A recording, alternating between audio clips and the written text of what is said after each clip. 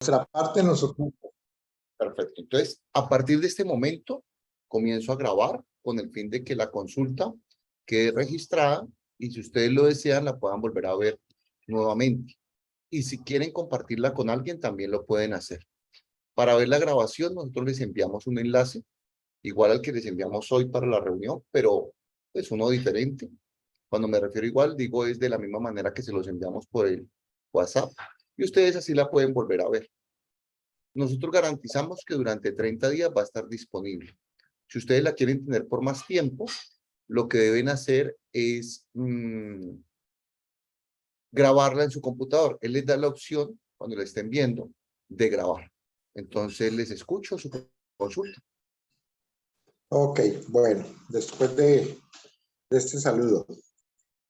Primero que todo, nosotros tenemos varias inquietudes en el conjunto residencial. Nosotros somos copropietarios, tenemos varias inquietudes en el conjunto en el cual vivimos. Pero pues con inquietudes de respecto administrativo y contable. Pero no podemos lanzar acusaciones a priori porque no tenemos así como pruebas de nada. Solamente vemos que las cosas no funcionan, que la plata no alcanza, que los cometidos no se cumplen.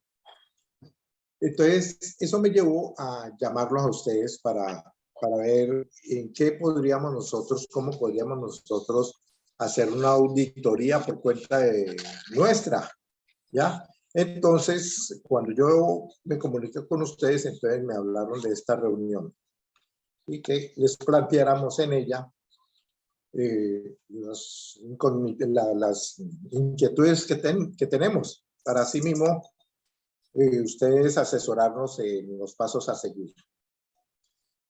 Nosotros fuimos afectados seriamente por una cuota extra que se aprobó en una asamblea.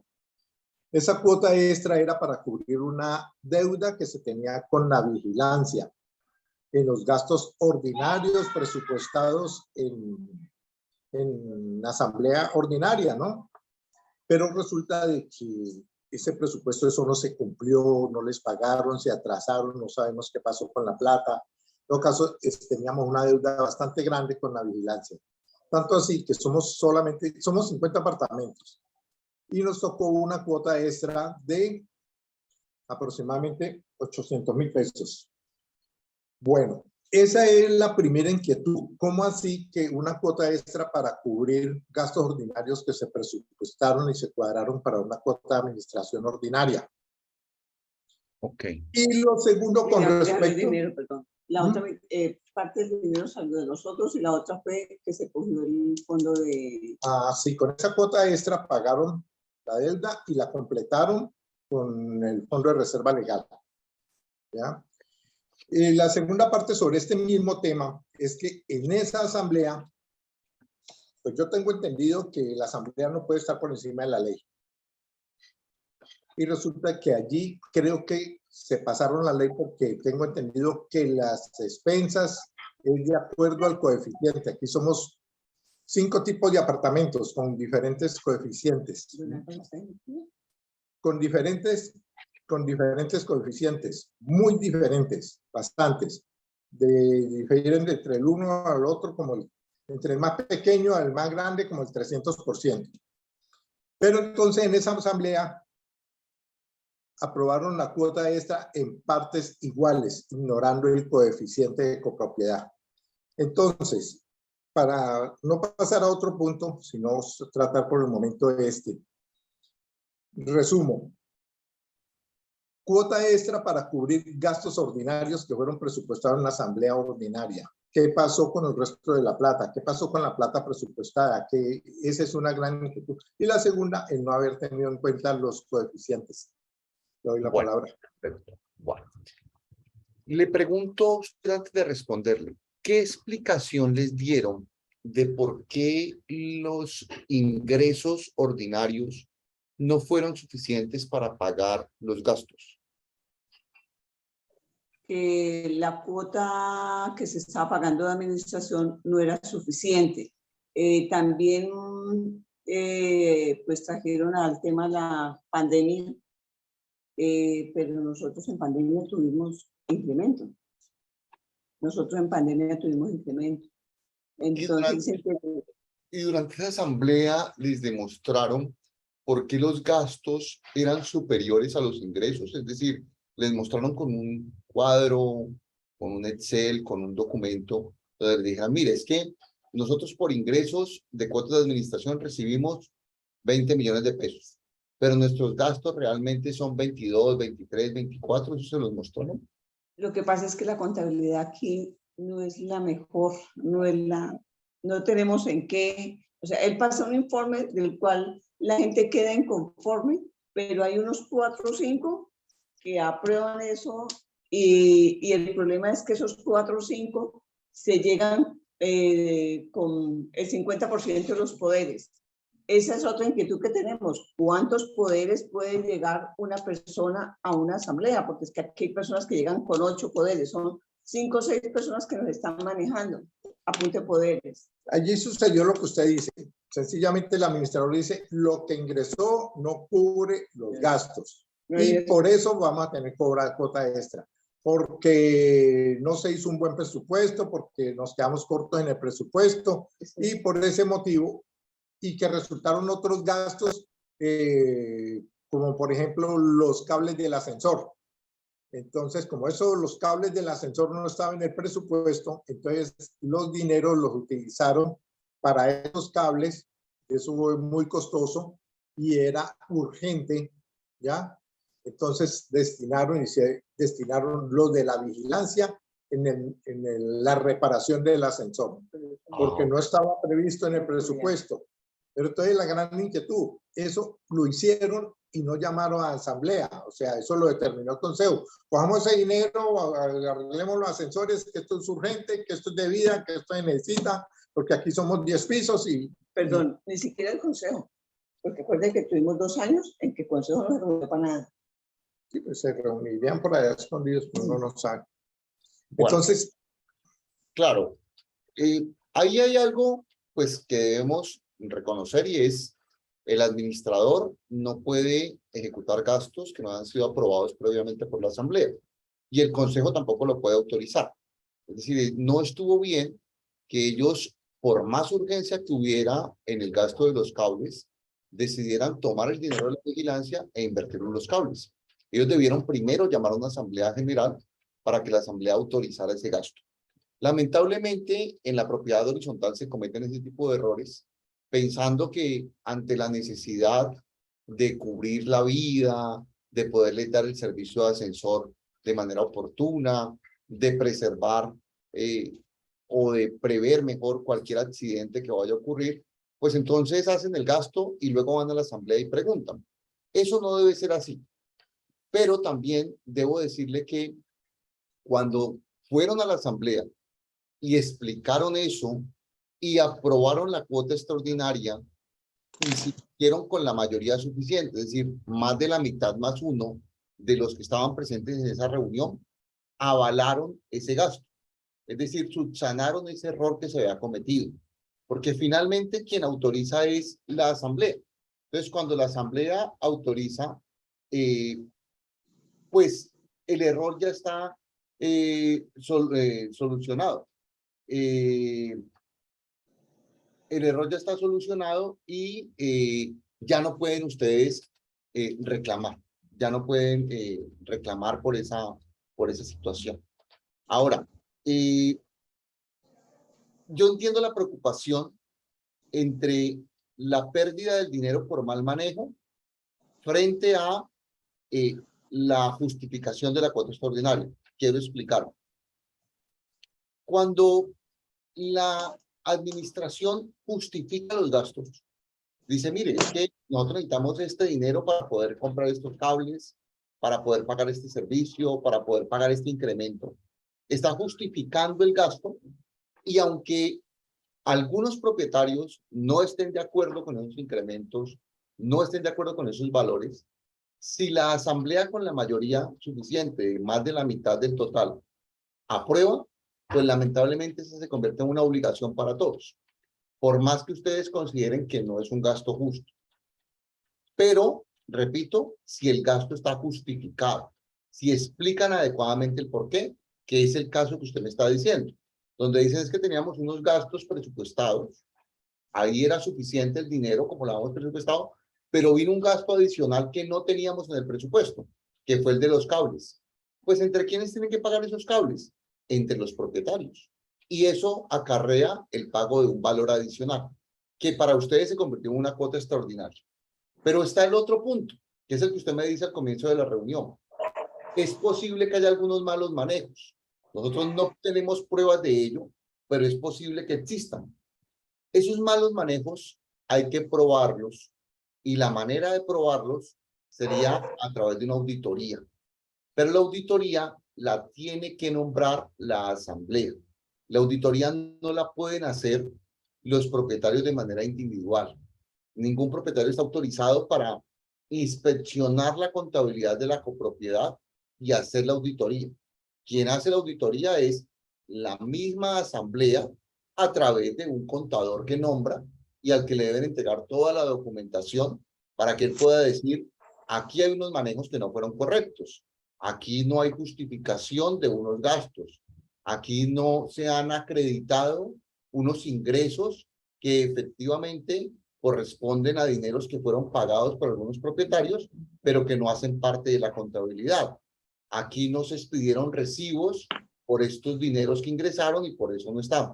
Pero repito, estoy dando ejemplos de algo que, insisto, discúlpenme, debe aprobar la Asamblea General. No es suficiente con que ustedes lo aprueben. Ok, bueno. En cuanto a la cuota extra, que es la segunda pregunta, en eso usted tiene razón. Las cuotas extraordinarias se deben distribuir exactamente de la misma manera que se distribuyen las cuotas ordinarias. Eso es por coeficiente de copropiedad. Si a usted ¿Así le se aprueba cobran... en la asamblea? No, le repito. Si a usted le cobran la cuota ordinaria por coeficiente, la cuota extraordinaria también se la deben cobrar por coeficiente. Y es lo que estoy entendiendo que ustedes me han dicho, que ustedes pagan por coeficiente la cuota ordinaria y que los coeficientes son diferentes. Entonces, la cuota extraordinaria se debe cobrar por coeficiente de copropiedad. Y la asamblea no puede estar por encima de esa decisión. El señor Gustavo Adolfo Escobar Mayor quiere ingresar. Correcto, es mi hijo. Ok, perfecto. Entonces, lo que les digo es, la asamblea no puede modificar el reglamento de propiedad horizontal. Y yo estoy casi seguro que su reglamento de propiedad horizontal dice que la cuota ordinaria se paga, o mejor, que la cuota extraordinaria se paga igual a la cuota ordinaria. Yo casi estoy seguro que eso. Entonces se debe pagar por coeficiente de propiedad. No conozco reglamentos que digan que la cuota ordinaria se paga por coeficiente y que la extraordinaria se paga todas iguales. No conozco el primer reglamento que diga eso. Y no creo que el de ustedes sea la excepción. Entonces, esa cuota extraordinaria debió fijarse de acuerdo con lo que diga el reglamento de propiedad horizontal. Debe ser extraordinaria. Ahí ustedes tienen dos opciones. Quiero ser muy claro. Una opción, impugnar la decisión de la asamblea para que el juez ordene que se cobre por coeficiente de copropiedad. Pero para que esa opción sea viable, deben presentar la demanda dentro de los 2 meses siguientes a la fecha en que se realizó la asamblea. ¿Cuándo se hizo la asamblea que fijó esa cuota extra? En marzo. En marzo ya pagamos. Ok. Como fue en marzo, entonces pues ya no hay manera. Y ya la pagaron, que era la segunda opción que les iba a dar. La segunda opción era pagar solamente la parte que les corresponde por coeficiente. Solamente esa parte. Escribir una carta diciendo, de acuerdo con el artículo tal del reglamento de propiedad horizontal, habría que leer el reglamento y saber dónde lo dice. Muy seguramente donde hable de los coeficientes, ahí dirá que servirá ese coeficiente para fijar la cuota ordinaria o extraordinaria o las expensas comunes. De acuerdo con este artículo, pagamos nuestra cuota de administración, nuestra cuota extraordinaria, calculada conforme al coeficiente. Aquí está el valor. Y ya tendrían que esperar a que ellos iniciaran un proceso en contra de ustedes para cobrarles el resto. Y cuando ellos inicien ese proceso, demostrarle al juez que la cuota se fijó todos por igual cuando realmente debía ser por coeficiente. y el juez seguramente va a ordenar que se cobre solo por coeficiente. Pero si ya la pagaron, pues lamentablemente ya no hay nada que reclamar porque ya lo aceptaron. Pero en la próxima asamblea sí pueden reclamar y decirle a la asamblea que redistribuyan la cuota para que se pague por coeficiente y que les apliquen a ustedes el valor. Si la asamblea acepta esa fórmula, porque violó el reglamento, pues lo redistribuirán y le cobrarán a cada cual lo que le falta y le devolverán a cada cual lo que pagó de más. Si la asamblea no lo hace, lamentablemente ya no hay nada que hacer, porque ya la pagaron. Correcto, entendido. Perdón, yo tengo una pregunta que para mí es importante porque es que eso hace el desbalance en una reunión. Es ¿cuántos poderes puede llegar un residente a una reunión? La ley 675 que rige la propiedad horizontal no establece un número de poderes máximo. Es decir, que de acuerdo con la ley no hay limitación. Podrían llevar los que quisieran. La limitación podría estar en su reglamento de propiedad horizontal. Ya para darle respuesta a eso habría que revisar su reglamento. Normalmente los reglamentos que hacen las constructoras, es decir, los originales, no tienen límite en los poderes. Habría que revisar si en su reglamento No lo tiene. está lo mismo de la asamblea, lo mismo de la constructora o no tiene. Si no tiene límite, pueden llevar los poderes que deseen, es la realidad. Nos mata a nosotros las reuniones. Ya. El fondo de reserva legal. El fondo de reserva legal no tenemos un concepto bien claro de cómo se recauda, qué porcentaje corresponde. En general, no conocemos nada del fondo de reserva legal, pero que nos instruye al respecto. Ok.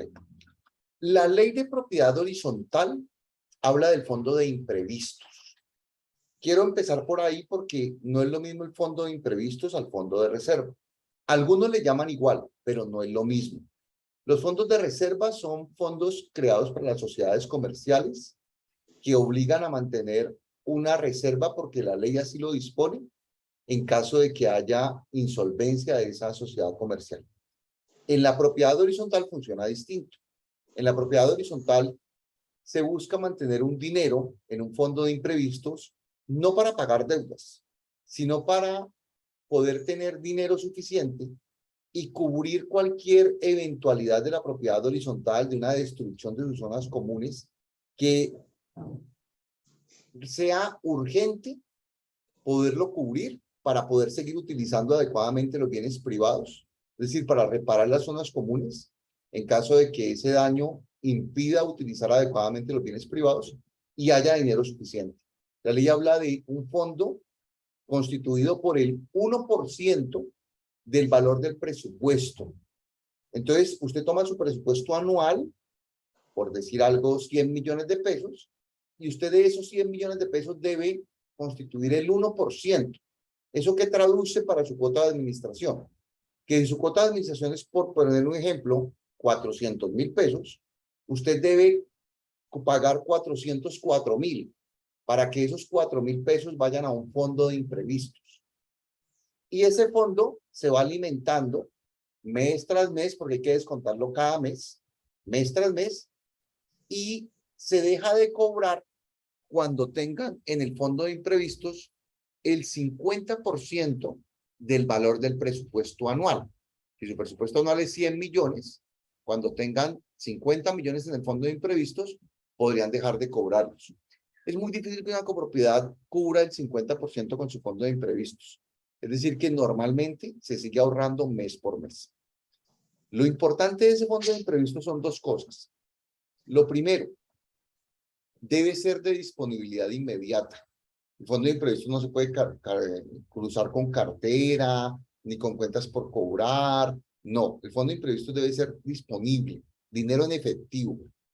Y debe estar en una cuenta aparte de la cuenta de las cuotas de administración.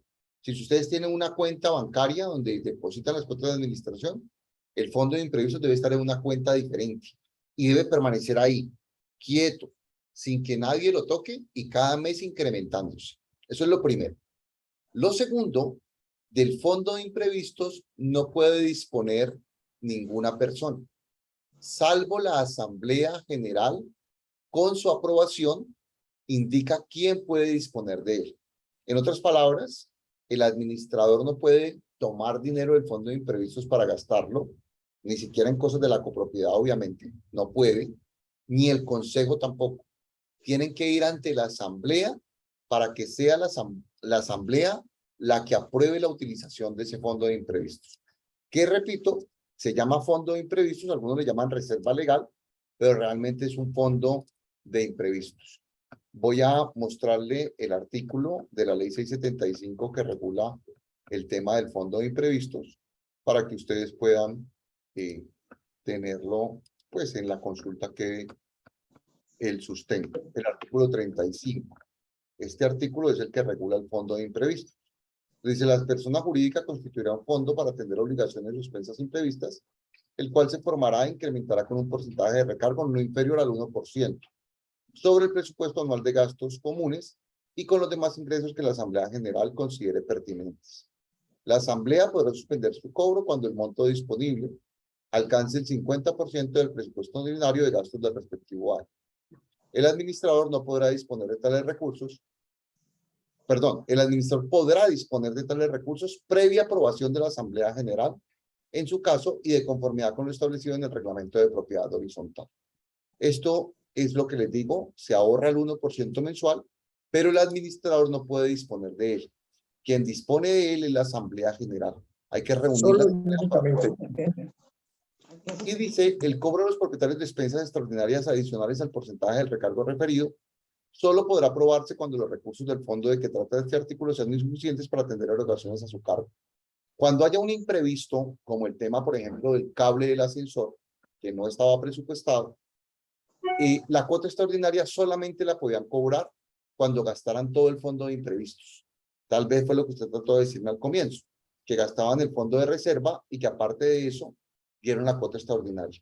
Había que agotar todo el fondo de imprevistos y solo después de eso sí se podía cobrar la cuota extraordinaria. Correcto.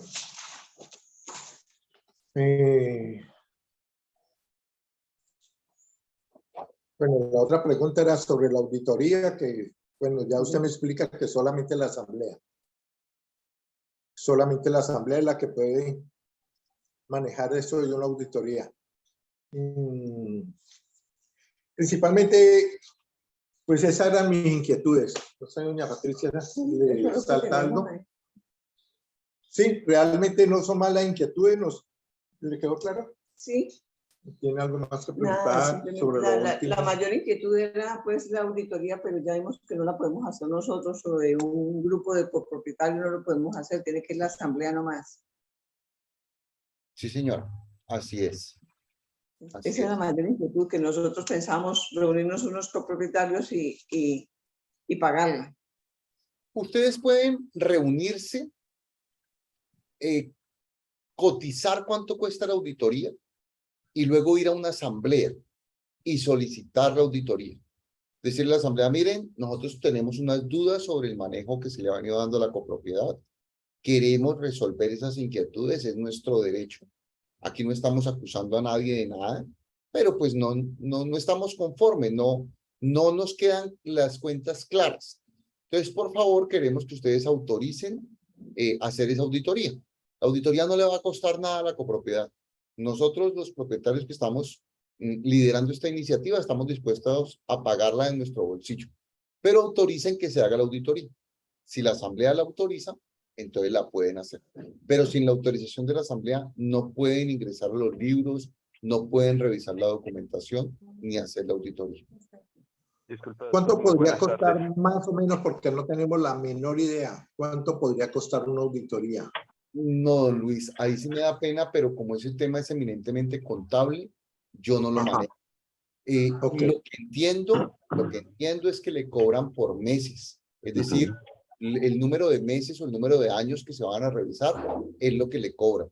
Y yo he estado en asambleas donde discuten el tema y el valor es alto, el valor es alto. Lo que pasa es que, pues, realmente como todo, ¿no? Hay contadores que cobran un poco más, otros un poco menos.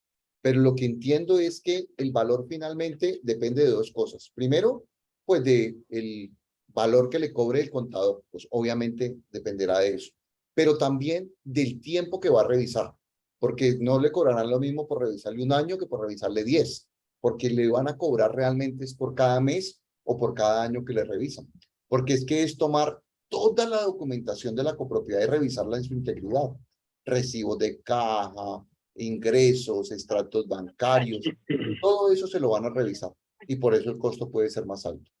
Don Luis, Gustavo, su hijo está levantando la mano, quiere hacer una pregunta. Sí, ok. Vale, muchas gracias, doctor. Muy buenas tardes, Gustavo Escobar.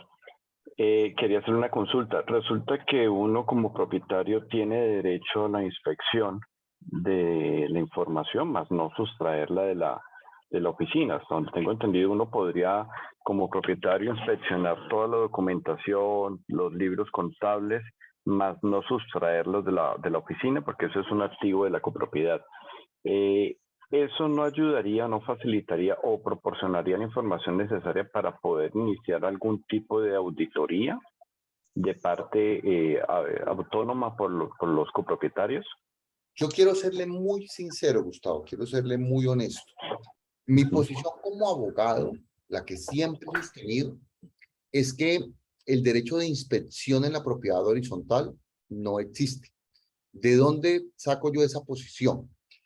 Inicialmente en las sociedades comerciales, cuando recién se crearon en la ley, en el Código de Comercio, no existía el derecho de inspección. Hubo que crearlo a través de una nueva ley. Se debió crear ese derecho de inspección. Y ese derecho de inspección se creó de acuerdo con el tipo de sociedad. En las sociedades de tipo personal se regula de una manera, en las sociedades por acciones se regula de otra manera completamente distinta. En una se puede hacer de manera permanente, en otras solamente se puede hacer durante los 15 días previos a la asamblea de socios. Le cuento todo eso porque con base en ello yo afirmo que para que exista derecho de inspección, la ley lo debe consagrar. Si la ley debe decir los socios de la sociedad comercial tendrán derecho a inspeccionar los documentos de la sociedad de esta manera. Lo mismo pasa con la propiedad horizontal. Para que exista el derecho de inspección en la propiedad horizontal, pues debe haber un artículo en la ley de propiedad horizontal que así lo regule. Pero ese artículo no existe. Y si dijéramos que por analogía vamos a tomar los de las sociedades comerciales, la pregunta es, ¿y cuál tomaríamos? ¿El de las sociedades por acciones, el de las sociedades por personas? Entonces, por eso, mi posición personal, repito, es que el derecho de inspección en la propiedad horizontal no existe. Lo que existe es la posibilidad de ir a una asamblea general y en esa asamblea general solicitar la información suficiente para poder aprobar los estados financieros. Y por eso es que insisto en que deben ir a una asamblea para solicitar la auditoría. Ahora, esa es mi posición personal. Sin embargo, hay abogados que piensan diferente. Hay abogados que dicen, no, el derecho de inspección en la propiedad horizontal se puede hacer y es suficiente con que el propietario solicite acceder a la información contable de la copropiedad y el administrador no se puede negar. La realidad es que cuando los propietarios lo solicitan y el administrador les da la información, pues no hay ningún problema. Como usted lo está diciendo, van a la oficina, revisan la información, no sacan copia de esa información ni nada, y ahí mismo la revisan. Y en ese sentido, digamos que el propietario podría ir todos los días a sacar la información y revisarla. Pero podría ir él como propietario, no un contador de una persona que él delegue, sino él como propietario. Hay otra fórmula que utilizan y es que hacen un derecho de petición, donde piden la información. Y si el administrador se niega a entregarla, interponen una acción de tutela. Y muchos jueces conceden la tutela por violación del derecho de petición, porque dicen que al no entregar la información, se les niega el derecho de petición. Yo particularmente no estoy de acuerdo con ello, por las razones que le expliqué. Pero en mis consultas me gusta mostrar las dos caras, mostrar tanto mi posición personal como la posición de otros colegas. Si a usted la posición de esos colegas le sirve para que le pida a la administración la entrega de la información, obtenerla y de esa manera poder sustentar que hay un mal manejo en la propiedad, pues bienvenida a esa fórmula. Aunque yo no esté de acuerdo, pues esa fórmula la utilizan algunos y pues a veces ha dado éxito esa fórmula. Gracias, doctor. Con mucho gusto. Otra inquietud. Nosotros tenemos un inconveniente aquí en el edificio, que es el presidente del Consejo de Administración quiere como fungir como, entre comillas, como dueño de la unidad. O sea, que imparte órdenes, el que anda por ahí como haciendo las veces de administrador, porque se va para la portería, habla con los vigilantes, con los del aseo, persigue al residente. Entonces yo quisiera como que usted me dijera cuáles son las funciones específicas del presidente del Consejo de Administración y la función específica del Consejo de Administración. Bueno, la ley de propiedad horizontal no establece unas funciones como lo hace con las del administrador, donde dice las funciones del administrador son tales. Revisemos la ley y se dará cuenta de lo que estoy hablando. Cuando uno toma la ley de propiedad horizontal, dice Asamblea General, naturaleza y funciones. Entonces le da todas las funciones en el artículo 38 a la Asamblea. Dice cuáles son. Luego va al artículo 51 y se refiere a las funciones del Consejo del administrador, funciones del administrador, y da la lista de las funciones del administrador. Pero cuando va al Consejo de Administración, que es este, capítulo 12, artículos 53 a 55, no establece un listado de funciones. Mire lo que dice. Al Consejo de Administración le corresponderá tomar las determinaciones necesarias en orden a que la persona jurídica cumpla sus fines, de acuerdo con lo previsto en el reglamento de propiedad horizontal. ¿Qué traduce esto? Que las funciones del Consejo deben estar en el reglamento de propiedad horizontal. Es ahí donde deben estar. Entonces, para resolver esa pregunta, lo que decimos es, en el reglamento de propiedad horizontal se establecen las funciones como tal del Consejo.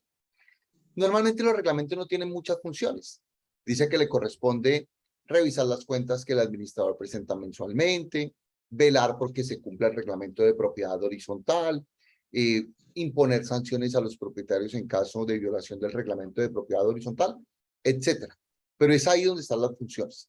Ahora, lo que sí quiero ser muy claro con ustedes, para poder ejercer esas funciones, el Consejo de Administración tiene que reunirse y tomar las decisiones con el voto favorable de la mitad más uno de sus miembros. ¿Qué quiere decir eso? Que el presidente del Consejo no es el que toma las decisiones. No es él solo el que dice voy a hacer tal o cual cosa. El presidente del Consejo lo máximo que puede hacer es ejecutar las decisiones que tomó el Consejo de Administración.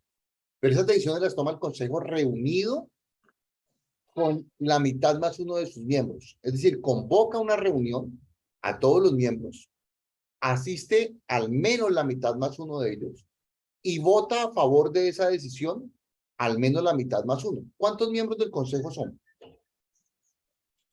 Según el reglamento nuestro, allí dice que son 10 miembros, 5 principales y 5 suplentes numéricos, dice textualmente en nuestro reglamento. Habla de 5 principales y 5 suplentes numéricos, que no entiendo muy bien qué significa. Le voy a explicar un ejemplo muy simple, pues no aplica, pero es para poder explicarlo mejor. En el fútbol, que es más o menos lo que conocemos todos, inscriben 15 o 18 jugadores para un partido, pero realmente solo pueden jugar 11. En la cancha nunca puede haber más de 11 jugadores por un equipo. Digamos que esos son los titulares, los otros son los suplentes. Entonces lo mismo pasa en el Consejo de Administración. Usted elige 10, 5 principales, 5 suplentes numéricos. Los únicos que pueden reunirse son los principales, los titulares. Cuando alguno de esos 5 titulares falte, entonces entra el suplente y como son numéricos, entra el primer suplente. Los suplentes se numeran del 1 al 5. Entonces dicen, hoy faltó un principal, entra el primer suplente. Entonces ahí ya ese suplente en esa sesión se convierte en principal y de esa manera serían 5. Si faltan 2 principales, entra el primero y el segundo. Si faltan 3 principales, primero, segundo y tercero, y así sucesivamente. Pero siempre deberán estar reunidos 5 o al menos deben estar reunidos 3, al menos 3. Y la decisión debe ser tomada con al menos 3 votos a favor. Jamás se pueden reunir solo 2, o por ejemplo, si están reunidos 3, entonces votar 2 a favor y 1 en contra. No. Siempre, para cualquier decisión del Consejo de Administración, debe haber al menos 3 votos a favor. Ya con esa decisión tomada con 3 votos a favor, ahí sí, el presidente puede ejecutar esa decisión. Pero el presidente no puede de un momento para otro decir, yo ordeno esto. No. El presidente no toma las decisiones del Consejo de Administración.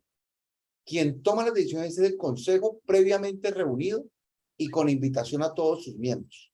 Y solo esas decisiones que consten en las actas del Consejo de Administración son las que el presidente o el administrador puede ejecutar. ¿Yo puedo pedir las actas de las reuniones del Consejo? La realidad es que sí. La ley, le voy a explicar qué dice la ley. Permítame, le muestro. La ley dice que los propietarios pueden solicitar la copia del acta de la Asamblea General. Usted me va a decir, pero es que yo le estoy hablando del Consejo. Ya le quiero mostrar el por qué la diferencia. Dice el artículo 47 sobre actas de la Asamblea. Dice, la copia del acta, dentro de un lapso no superior a 20 días hábiles contados a partir de la fecha de la reunión, el administrador deberá poner a disposición de los propietarios del edificio conjunto copia completa del texto del acta en el lugar determinado como sede de la administración e informar tal situación a los propietarios de las asambleas. Poner a disposición de los propietarios la copia del acta de la asamblea. Entonces, hasta ahí, usted tiene derecho a que le entreguen una copia del acta de la asamblea. Pero luego dice la ley en las funciones del administrador. Funciones del administrador. Aquí. 3. Poner en conocimiento de los propietarios y residentes del edificio conjunto las actas de la Asamblea General y del Consejo de Administración si lo hubiera. Miren, aquí ya no dice poner en disposición, sino poner en conocimiento. Es obligación del administrador dar a conocer las actas del Consejo de Administración. Entonces, usted lo que puede hacer es ir donde el administrador y decirle, por favor, necesito que cumpla con la función del artículo 51, numeral 3. Ponga en mi conocimiento el acta del Consejo de Administración. Y él está obligado a mostrársela. Podría decirle, no le puedo dar copia. Eso se lo podría decir. Pero sí ponerla en conocimiento. Es decir, usted la lee en la oficina de administración y toma todos los apuntes que quiera tomar sobre esa acta. Tal vez él le va a impedir que le tome fotos o que le saque fotocopias. Es posible. De pronto sí. De pronto le dice, no, tranquila, tome las fotocopias. Pero lo que usted sí tiene derecho es a conocer las actas del consejo, a leerlas todas. Señora. ¿Y si no existen? Si no existen. Entonces eso sí es grave porque eso daría a entender que el consejo no se reúne, que el consejo no actúa, porque de todas las reuniones del consejo hay que levantar un acta. Porque el acta es la prueba de la reunión del consejo y de la decisión que tomó. Bueno, con esto quiero hacerle una última pregunta. Todos los documentos no solamente de la asamblea, del consejo, sino toda la documentación, digamos, de gastos, de la contabilidad de la unidad, deben de estar en la oficina de la administración o el administrador puede tenerlas en su casa. No, deben estar en la oficina de la administración. Los documentos de la copropiedad pertenecen a la copropiedad. Es posible que en algún momento se acepte que el contador retire momentáneamente algunos documentos para hacer alguna revisión, pero eso es momentáneo, eso no es de todo el tiempo. Por poner un ejemplo, que el contador diga, bueno, voy a hacer el balance del mes de septiembre. Entonces tal vez en este momento los documentos de septiembre no estén en la oficina, porque estamos pues a octubre 12, pero los de agosto y los de julio y los de junio no tendrían por qué estar por fuera de la oficina. Tienen que estar ahí todos los documentos. ¿Qué pasa si no están? Bueno, es una buena pregunta. Es una buena pregunta y la respuesta, perdóneme como se la voy a decir, puede pasar mucho de acuerdo con lo que la asamblea determine, y es remover a ese administrador, remover a ese contador, remover a ese consejo de administración. Eso lo puede decidir la asamblea porque ese administrador no está cumpliendo con sus funciones. O puede no pasar nada si la asamblea no le parece eso una situación extraña y no toma sus correctivos, porque no hay multas, no hay sanciones, la propiedad horizontal no tiene una superintendencia o un ente regulador del Estado que la multe por eso. Tal vez podría solicitarse a la DIAN una inspección a la copropiedad para saber cómo está llevando su contabilidad. Y si no se ¿Quién la demuestra, solicita? cualquier persona puede solicitar ir a la DIAN y decir, mire, yo considero que en esta copropiedad no se está llevando la contabilidad adecuadamente. No es obligación de la DIAN visitar la copropiedad, ¿no? La DIAN podría tomar la queja y no hacer nada, o lo contrario, enviar a un funcionario a que visite la copropiedad y determine si su contabilidad está siendo bien llevada o no. Y si no está siendo bien llevada, podrían multarlos. Y esa multa pues la tendría que pagar en principio la copropiedad, no el administrador. La multa la paga la copropiedad porque la multa se le imponen a la persona jurídica de la propiedad horizontal. Ya luego ustedes, si quieren, pueden iniciar un proceso contra el administrador y demostrar que por su negligencia fue que los multaron y que por esa razón entonces van a cobrarle a él esas sanciones. La otra opción que existe es el contador, si ustedes tienen un contador, poner una queja ante la Junta Central de Contadores para que investiguen cómo es que ese contador está llevando la contabilidad de la copropiedad. Porque cuando ustedes fueron a la copropiedad no había documentación. Y si no había documentación, pues entonces la contabilidad, ¿cómo se lleva? Esa podría también ser una opción para buscar una sanción por no llevar adecuadamente la documentación. Muchas gracias. ¿Qué otra cosa hay? Yo no tengo más. No sé, Gustavo. ¿Gustavo se retiró? No, ahí está. No, aquí estoy. Ya. Pues la verdad no, en el momento ya no tengo más inquietudes, era principalmente lo último, las funciones del presidente, las funciones del consejo y el administrador, el tiempo que él debe permanecer en el conjunto, ¿cómo se maneja eso? Bueno, depende de la contratación que se haya hecho. Si se contrató de manera a través de un contrato laboral y se fijó un horario determinado, un número de horas diario, eso debe cumplir. Solo que tengan en cuenta que si es laboral, pues entonces ustedes deben pagarle todo lo que la ley ordena, que es sus prestaciones sociales, afiliados a la seguridad social, pagarle primas, pagarle cesantías, vacaciones y todo lo que se salga de ese horario, pagarlo como un recambio. Ahora, si se fijó por prestación de servicios, el administrador cuando se iba a vincular debió indicarle a ese consejo de administración la forma en que iba a desarrollar su labor.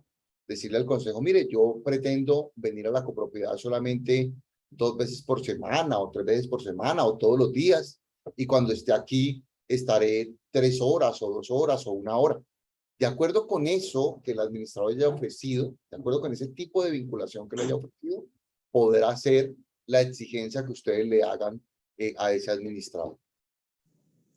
En el caso nuestro, el administrador es por prestación de servicios, pero tenemos inconvenientes con él porque elude mucho a los copropietarios. O sea, no contesta el celular. Es muy difícil encontrarlo en el edificio porque entra por salida a diferentes horarios. Pero entonces, para eso están los medios de comunicación que podrían suplir eso. Pero él se niega a contestar el celular. Y por más que se le reclama, no le importa. ¿Qué podríamos hacer ante eso? Bueno, yo frente a eso le recomendaría acudir al Consejo de Administración y solicitarle que les informe qué tipo de vinculación tiene el administrador, que ya sabemos que es prestación de servicios, pero es que cuando hay prestación de servicios, siempre hay una oferta de servicios. Es decir, el administrador no es que se vincule a través del contrato de prestación de servicios, sino que previa a la vinculación, él ofrece sus servicios. Él dice, mire, yo voy a prestar mis servicios de esta manera. Entonces ahí es donde él dice, yo voy a tener un correo electrónico que voy a responder de determinada forma, voy a tener un teléfono celular que voy a responder de esta forma, voy a asistir a la copropiedad estos días y voy a brindar la atención a los propietarios de esta forma. Eso es lo que ustedes le deben preguntar al consejo. ¿Cómo se estableció la prestación de servicios por parte del administrador? ¿Cómo está fijado en su contrato la atención que le debe brindar a los propietarios? ¿Cuál es el horario de atención que nosotros tenemos? Porque le voy a poner un ejemplo. Si el administrador ofreció atención personalizada los viernes de 8 de la mañana a 1 de la tarde en la oficina de administración, pues esa es su obligación, estar ahí en la oficina de administración y atender sus peticiones en ese horario. En los demás horarios y en los otros días, pues no estaría obligado porque no fue eso lo que ofreció. Claro, uno no podría, digamos, quedarse solamente con un día de atención, sino que también podría exigirle al administrador una atención telefónica o una atención por correo electrónico. Pero todo eso debe quedar estipulado en el contrato, que él establezca cómo le va a responder a los propietarios. Porque si no, siempre existirán las quejas. Los propietarios siempre dirán, mire, es que yo le escribí desde tal día y no me ha contestado. Esas quejas, tramítenlas a través del consejo. Explíquele al consejo su insatisfacción con la atención que está brindando el administrador para que el consejo llame a ese administrador y le pida corregir esa conducta. O sea que el contrato aquí en el edificio, y creo que en todas partes es general, que el administrador lo elige es el consejo de administración, ¿no? Sí, señor. Antiguamente era la asamblea, pero a partir de la ley, la última ley ya es el consejo quien elige el administrador, lo cambia cuando crea necesario. ¿Es correcto? Así es, sí, señor. Así es. Se hace firmar un contrato. Redactan un contrato como un acuerdo y hacen el contrato. Siempre debe de existir ese contrato escrito. Mire, la ley no obliga que exista un contrato escrito. La ley no lo obliga, pero es lo ideal.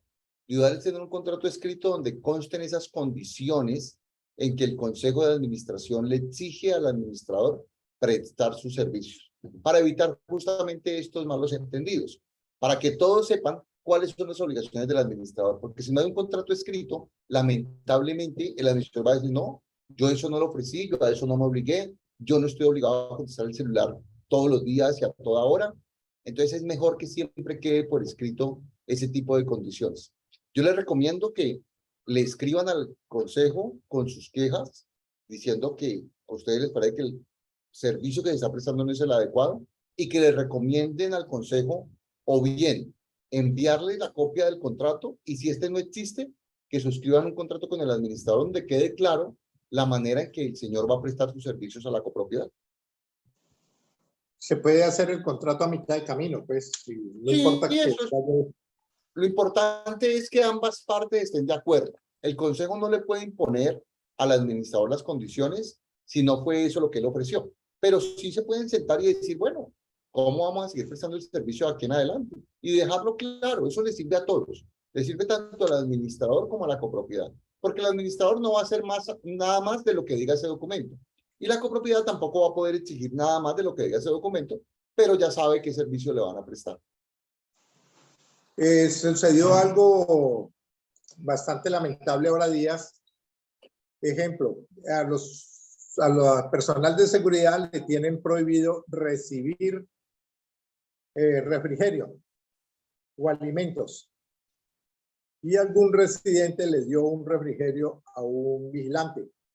Ya pusieron la queja en la compañía de seguridad y la compañía de seguridad lo sacó del edificio y lo destituyó. Creo que fue una gaseosa o un paquete de tostados. ¿Qué me puede decir al respecto? No, pues, desde el punto de vista personal, pues, solamente le puedo decir que lamento mucho la situación del guarda, del vigilante, porque, pues, es claro que lo que hizo de recibir el alimento, pues, es una situación natural del ser humano, donde, pues, si a uno le ofrecen algo, uno lo recibe.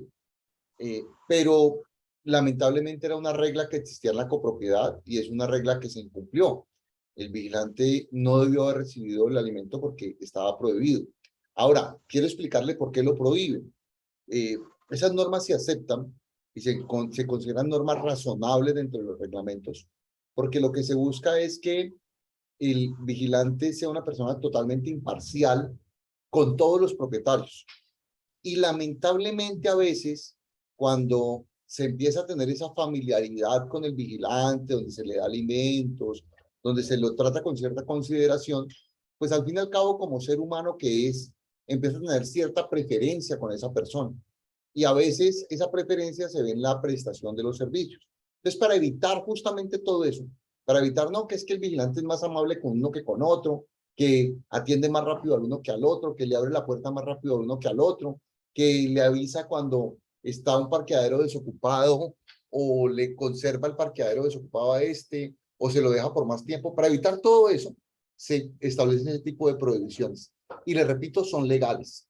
Tristes, sí, pero no tengo nada que decirles desde el punto de vista legal, porque si el reglamento de trabajo del vigilante decía que no puede recibir alimentos de los propietarios o de los residentes, lo recibió y está demostrado y probado, pues la decisión finalmente estuvo bien tomada por parte de la empresa.